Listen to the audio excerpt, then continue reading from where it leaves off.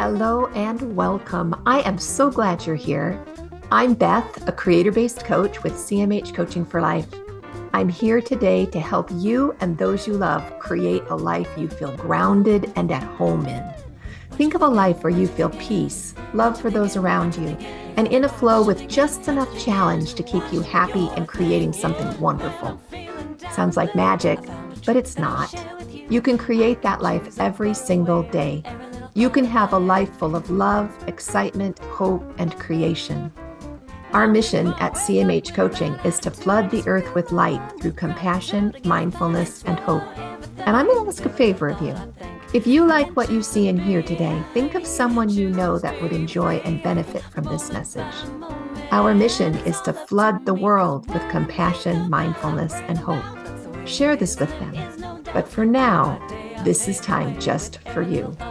So settle into whatever you're doing and enjoy this time with the girls, where we create that one awesome, amazing, perfect life every one of us is seeking.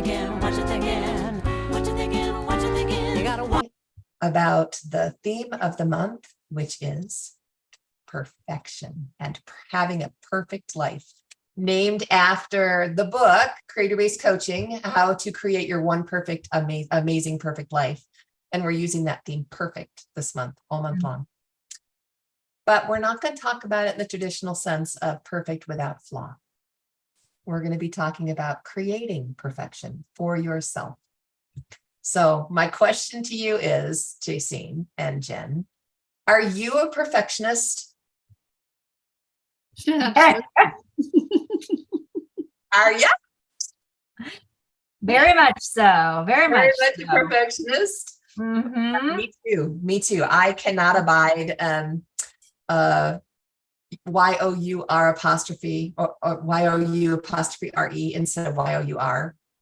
Or I'm not only a perfectionist, I'm a Nazi writer. Okay, a grammar Nazi. I like my counters empty. I like to be on time. I like to have things just so. Mm-hmm. My perfectionist. What do yours look like? Go ahead, Jaycine. All right. All right.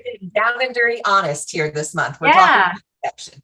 Yeah. So my perfectionist looks like, well, you see me. I like to have my face done. I like to get dressed every day. I don't wander around in pajamas.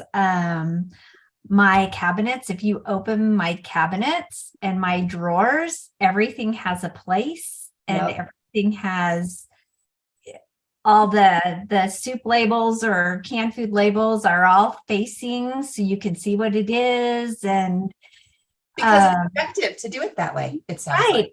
My closet is organized by colors, and if it's warm clothes or cold clothes, and just I think perfection in like with organization is really important to me, making sure that the dishes are all done before I go to bed at night, because if I wake up in the morning, it just stresses me out because something is undone. I want to wake up to a fresh start every day. So yeah, for me, that's what it looked like when I was working in the school and in the clinics. It looked like my desk, when I left at night, everything had a place. And I knew if somebody came in and even used a pencil, because they never where. Yes. Yeah. So I knew where everything belonged. And then again, I know some of you guys out there love sticky notes. For me, that's an imperfection. It stresses me out. Sticky notes stress me out. Because they're clutter in front of you all the time? Yes.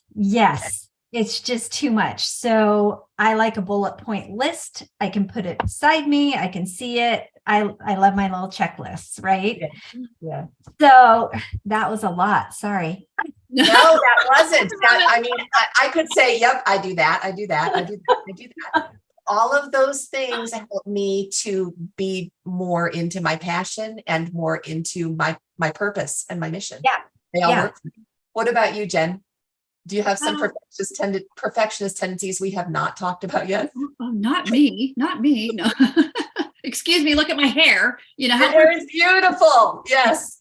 No hair out of place, Okay. No, yeah, I do have some of the same ones. It's so funny. Yes, my closet, but it's not by color. It's by purpose, like short sleeve, long sleeve sweater. It's like it's by that. But yes, all my cabinets and drawers, everything has its place, and so I know where it is and things like that. But it's interesting though, because in my house though, I can have a mess. I'm trying to figure that out, but But in my drawers and my closet, we'll have it figured out by the time we're done with this month. Oh yeah, I know. And I'm so stoked about this. Yeah. And but my perfectionist shows up more in my performance and my oh my gosh, I can't believe I said that, or I did that wrong, or whatever. So that's where my perfectionist shows up. It's more like with myself. And not so much other people. I love other people that are messy, because I look at them like, oh my gosh, you're so free and you're you and everything. Yeah. And so I don't tend to be judgmental on people. It's mostly me. It's mostly like inward. Yeah. I agree with that. Because you're both kind-hearted souls and you love people. So synonyms for perfectionist, I looked them up this morning. Just wanted to share a few. Purist, idealist, traditionalist, insistent person, precisionist, never satisfied with the average life, born to shine. All of those were synonyms. Other synonyms included quibbler, nitpicker, fanatic, picky, pushy, too big for her britches, and she thinks she's all that. Those are things my brothers. I like the first list better, right? Idealist. Yeah. They're so much nicer. But what's interesting in the research that I was doing is being branded a perfectionist, if you're a woman, seems to be negative. But being branded as a perfectionist, if you're a man, does not. Yeah. There's nowhere that it's where a man ever apologetically said, I'm a recovering perfectionist. No. And it's interesting growing up with 5 brothers. So that second list, I heard that from them. Like all of those things that you read off, they said those things about me, right? Yeah, it seems to be kind of a societal, cultural thing. Can you think of perfectionist women that we laud and that we honor that are wonderful in our society? Like Oprah comes to my mind. Okay. Oprah's a good one. Well, and I'm only saying this because I'm reading the book, but Martha Stewart. Yes. Yeah. Yes. This is an example in the book. Yeah. Here, let me show you the book that we're working from. It's kind of a mess. This is a Perfectionist Guide to Losing Control. Love it. And it's written by Catherine Schaffler, or maybe Schaeffler. It's A Path to Peace and Power. And yes, I kind of fell in love with it. I found it a few weeks ago, listened to it through my Kindle, and had to go buy the hard copy when I got home from my trip last week, because it's really that good. Yeah. So Dr. Schaeffler, I hope I'm saying her name right. We should go make sure that we're giving her due respect. Brought out that, Martha Stewart is a very, always the crisp white shirt. Right. Every hair in place, beautiful home. She's the one we celebrate, but why do we celebrate her? Because of it's all homemaker kind of stuff. It's all stuff that resonates with our culture and what women are supposed to be. Oh, interesting. Think about it. She teaches you how to do a perfect luncheon. She teaches you how to do a perfect holiday, to make the perfect turkey, all this stuff that's traditional, and the homemaker. Yeah. Because it appeals because we love and we love our families and stuff. But we needed to connect it with was why. I heard it in your voice, Jaycine, when you were sharing all of the things that you're perfectionistic about. Why do we apologize for that? Because there's not a reason to apologize. It is not wrong to be perfectionistic.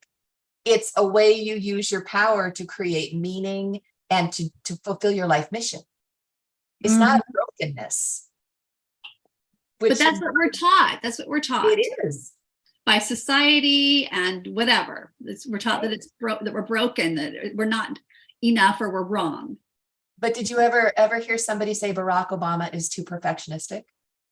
Or Gordon Ramsay is too perfectionistic? Or who's the other one? Steve Jobs. Yeah. Did you apologize for being a recovering perfectionist? No. And I think with Oprah, when you think of Oprah, she embraced her personal power all the way through, and she built on her perfectionist self. Yeah, she never apologizes for herself, for who she is. Yeah. She's a strong, capable woman who embraced who she is. I really love that, because she was born to shine, and shine she does really well. Same with Martha Stewart. And I'm sure we can think of other leaders in our world, female leaders that are wonderful. Right. But just the idea that we should have to apologize or be a recovering perfectionist it's just not right. Your perfectionism is a gift to you from above. Yeah. So, I love that. I think as you're talking, and maybe we're going here next week. So if I'm ahead of the game, doesn't matter. If we get ahead of the game, we'll talk about more as the month goes on. Okay. Okay. Yeah. Sounds good. Yeah. Because what's going through my mind is, I have all those tendencies and all of those gifts, right? Because they are gifts. They help me to excel. They help me move forward more quickly and in an organized fashion. And they help me, right? They are gifts. So I think the negative part of that I'm learning, like I'm a work in progress. I call it a WIP, WIP. I'm a work in progress.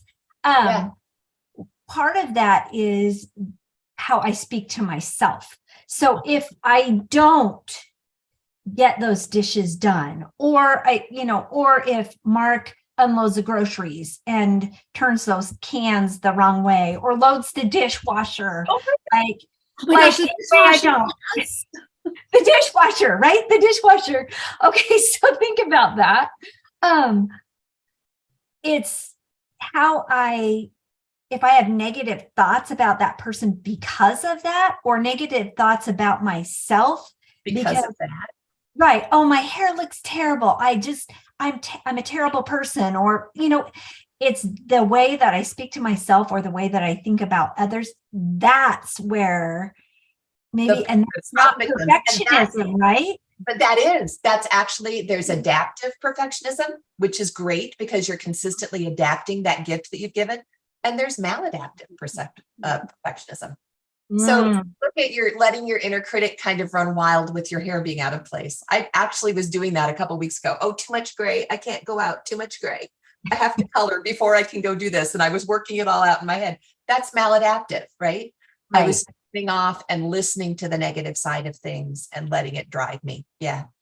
And so that's where the coaching tools are so helpful, because you come back into an adaptive place, or the hypnotherapy or the oils. All of those things bring us back into our adaptive place, where we're bringing the gift to be a brilliant thing for the world. We're letting our light shine. Now, the question is, has anybody ever, or have you ever deliberately dimmed your gift so that you wouldn't shine so brightly? Yeah. Oh yeah. Oh, for sure. Sure, when you're criticized for it, and you do see that maybe you are in that maladaptive phase, you just stop all of it. And what was really interesting to me about that was just the awareness that I was seeing it as a negative, as a imperfection. The gifts of imperfection. Thank you, Sister Brene Brown. As something that was wrong with me, and just to be like, no, this is actually something that if it is just used in its correct way is going to be a superpower. And I loved that. And I'm a superpower. Yeah. The other thing that this kind of came to me as I was reading this and trying to figure out other women and things, I realized that when I see women using perfection or perfectionist, and like, we're all strivers. We're trying to do something. We're trying to change something. We're trying to create Make something. the world better. Yeah. And so I was like, I would rather be lumped in that realm than the couch potato, a non-striver, which blew my mind in that book, that there are people that don't think this way. Yeah. There are, and we need all the different kinds of people in the world. We do. Yes, but Eckhart Tolle was talking about people who just need to be here because their goodness and their striving and their contentment raises the vibration of the earth, makes the earth a better place. And that's their purpose. The purpose is to bring their goodness. There's people who have purpose to let their light shine and change what's going on. And everybody has different purpose. And so, there are non-strivers in the world, Jen. I know it's really hard to fathom because three of us together, you can't stop us, right? Because you put three strivers in the room and you're like, But, I've been around people who just are so soft and so wonderful. I can think of all kinds of different people. Yeah, me too. But they make me feel so great. We need all the different kinds. Yeah. See, and I always thought those people still within themselves were striving. Just it showed up different. Maybe they do. Maybe it is. I don't know, but I don't know. That was one of the things that I was just like, I knew, and I understand people don't think the same way that I think, but I always thought that people had this striving within them to always become something better, a better version. What if they just know that they're enough exactly as they are? Exactly. I'm like, would that be great? The most beautiful place to live. Wouldn't that be great? Yeah. So my mom is one of those people that's just, she's not a striver. But she has just, you meet her and you're just like, oh my gosh, you're in love with her just because she's so kind and she envelops you in the arms of her love, whether she hugs you or not hugs you, but you just feel accepted and enough, right? When you're in her presence. Yeah. But, and here's the but, I love this, but so that has always bugged me. I love what's being said here because that has always bugged me because I'm like, you just like really just, if you would just move forward or you would just make a decision or you would just like, it just has, so that's the maladaptive part, right? I am like, I'm seeing a lot of this maladaptive, judgmental, like kind of thing going on. Yeah, we start to see it because when we see it, we can address it. Maybe it's not such a bad thing. Maybe we have to look at it a different way. Yeah, and recognize other people. Like that just, what was just said here today, all y'all who are listening, this was a game changer. So I like, you can hear that I love my mother, but I'm super judgmental of her. And so what was just said here is just like, open my eyes and open my heart to seeing my mother in a different way. That's the cool thing about what's being done here. Like seriously. Yeah. Well, when I read the Eckhart Tolle quote, the same thing happened to me, because we live in our own little head, right? We think that the way we see things is all there is, but it's not true. We live in a vast universe of differences, beautiful differences. And so when we open ourselves to see these differences, life gets really great, really, really fast. Yeah, it is amazing. It was amazing. Okay, so are we all kind of in agreement at this point that our perfectionism in general is a gift that exists to help us? Wow. Yeah. Okay. That is not anything to apologize for. It's a good thing. Okay. So I'm going to read this little blip from her book to you. It's little. Perfectionism. It's a deep inner recognition of what you can and will be as you create your life. There's nothing wrong with you. Okay. Now you really need to hear that. Open your heart. Use Jen's lotus flower.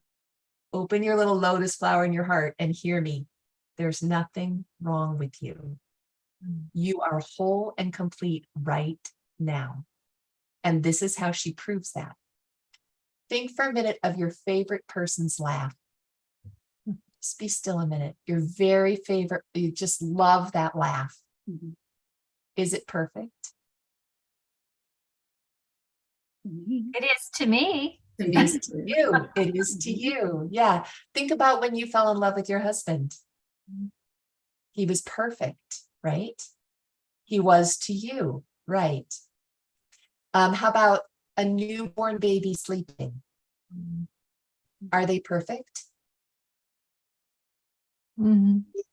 They're exactly who they're supposed to be, right? They're whole and they're complete. They're perfect just the way they are. They're exactly whole and complete right now. That laugh, it comes from the soul of that individual. You can feel it. It's whole. It's complete. It's perfect. Mhm. The newborn baby, they're perfect. So can you, in your mind's eye, put yourself in the place of the newborn babe? I mean, you are no less perfect than that newborn babe. There's no way. You've been striving and working and doing and trying and changing and making things better for way longer than that baby. Whole and complete still today. No more, no less. Whole and complete exactly the way you are. What does that feel like in your heart? I saw a little bit of debating going on as we're listening. Some inner dialogue. What's that look like? For me, it was, oh, could that be true? And and I'm trying to like grasp it, like, okay, yeah, he's like a little nervous to go there, but wanting to go there and believe it all and everything. And just what does that mean? Yeah. So Yeah, but will my heart open and actually take it? Will it allow it in? Yeah. What was it like for you, Jaycine? You are whole and complete right now. Yeah. So I was struggling to see myself in that way. And so instead, I went to my daughter and thinking about her because I know she doesn't see herself the way that I see her and her gifts and how perfect she is and how beautiful she is. And just remembering when she was just that little babe and holding her in my arms and just those feelings, right? And then I was able to go from there to, well, if I feel that way about my daughter, then I'm sure my mother feels that way about me. And so it was kind of this process it was a step-by-step process. I couldn't automatically go there, but going through that process, I found myself in that. That process, Yeah. what allowed you to feel that way about your daughter and what allowed your mother to feel that way about you? What was it that let them feel you were perfect? It's love. I mean, it's unconditional love. You don't, as a child, as a baby, you don't expect anything out of them. You just love them. You just love them. They haven't done anything to earn your love. That's unconditional love. Yeah. And that's what allows me to go there, is to have experienced that as a parent, and then also to have, and I felt that not only as a parent, but as a sibling when each of my siblings was born, right? Being the second oldest, and then holding those little babies in my arm, even as a 4-year-old child. I remember my third brother being born and coming home, and I'm 4 years old. And that's one of my earliest memories is holding David. Yeah. And feeling that incredible love. Yeah. That love. Yeah. Okay. So would you be willing to try an experiment for this week? Yeah. Every day this week, try that on again. You are whole and complete right now. And see if you can find the unconditional love, that incredible love that you felt then, and use it at the time you use that statement. You are whole and complete now. Feeling, opening, allowing that incredible love to come in. Maybe it's the love that you felt when you very first fell in love with your husband before you knew that he leaves the toilet seat up. And just take that love and feel that as you say to yourself, I am whole and complete right now. Or if you want to do it in the mirror, you can tell yourself you are whole and complete right now. That's a wild experience. You look into your own eyes and do that. It moves me every time. Yeah.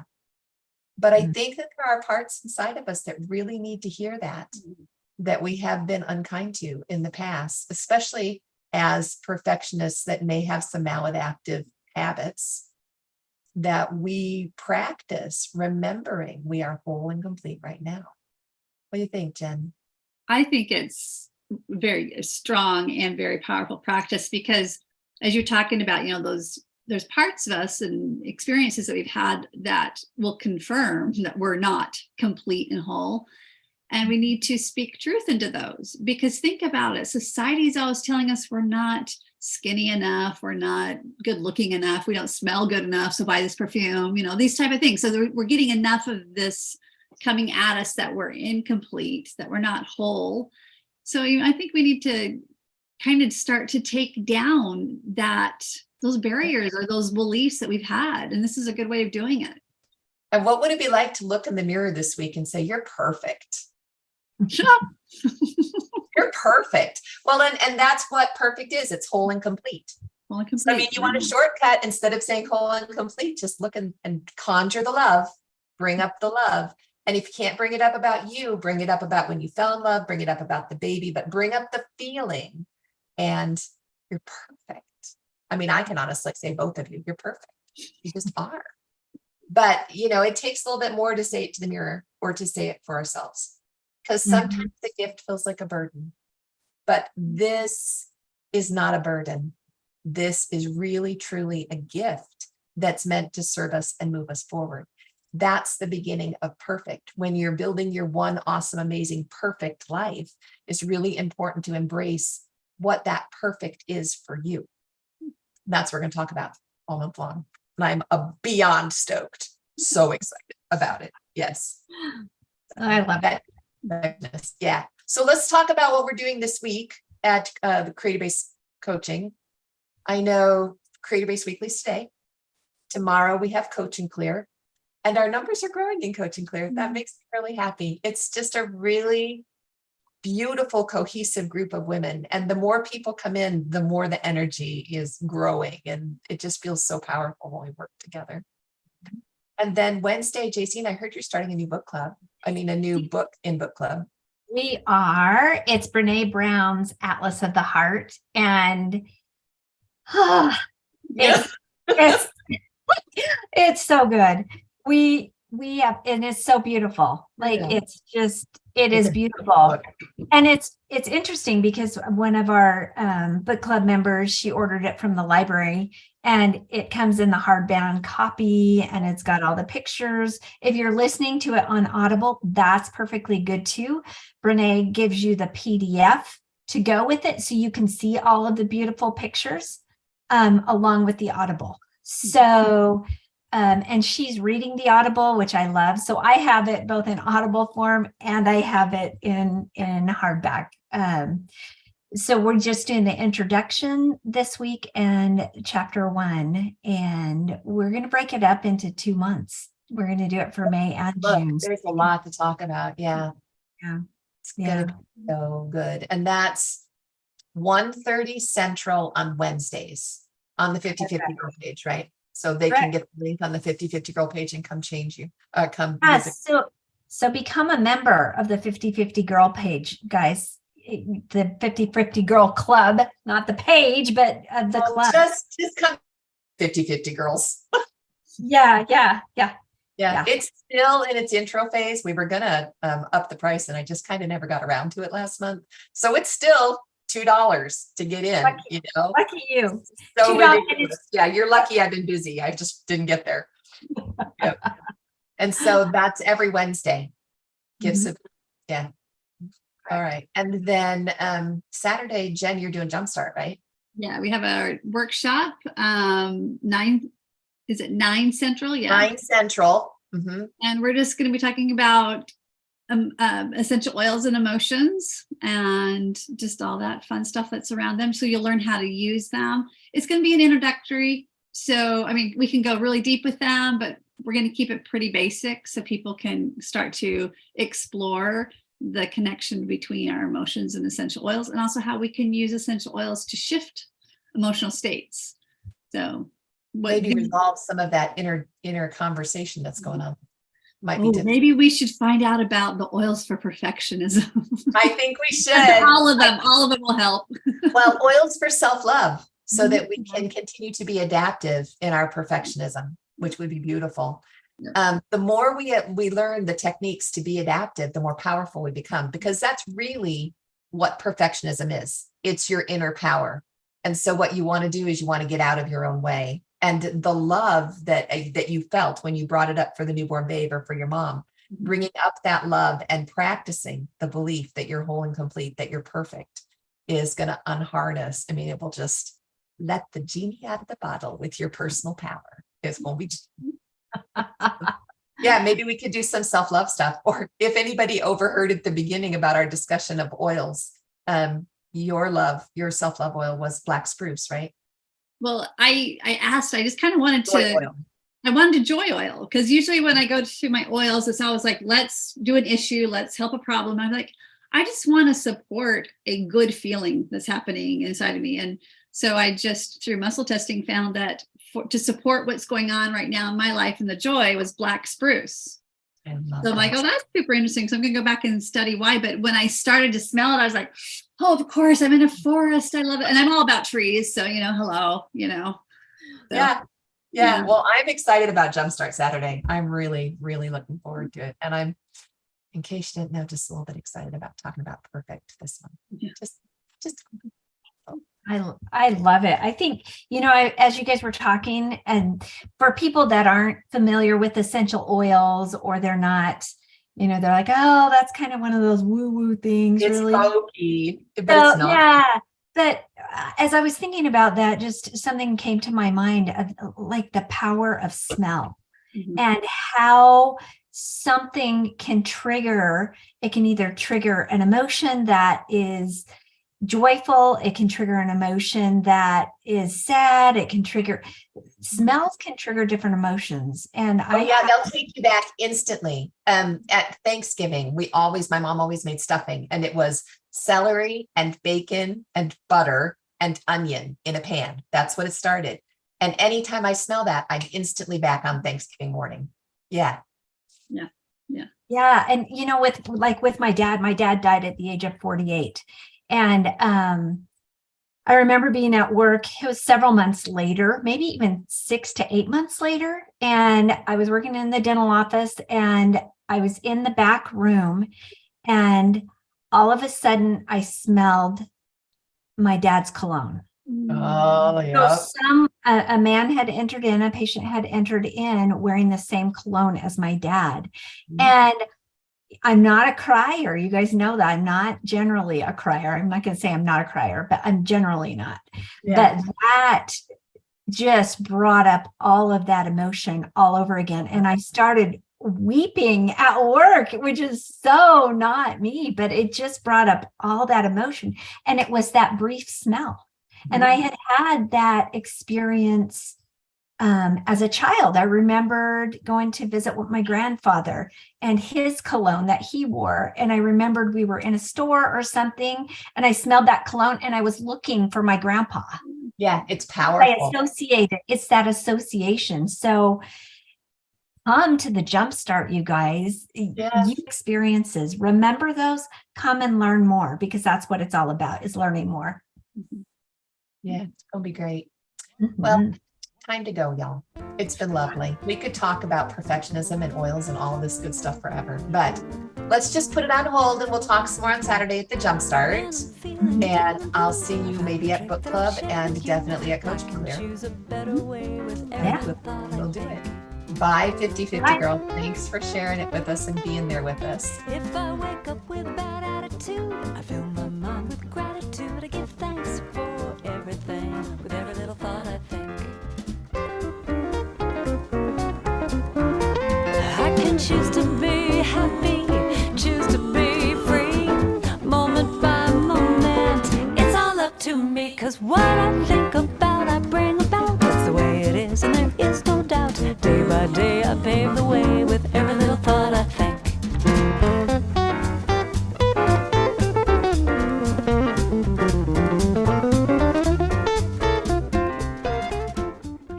Thanks for joining us today in A Creator-Based Life. I hope you felt that compassion, mindfulness, and hope you came seeking today. You can find more of it at cmhcoaching.com or on linktree/cmhcoaching. Of course, any social media outlet, we're there too. Because you felt the benefit and light in this message, please invite those you care deeply about to join us. Help us to create a ripple effect across the globe of compassion, mindfulness, and hope. Then we can create a creator-based life together. Have a great week, y'all. We'll talk to you soon. Choose to be free, moment by moment. It's all up to me, 'cause what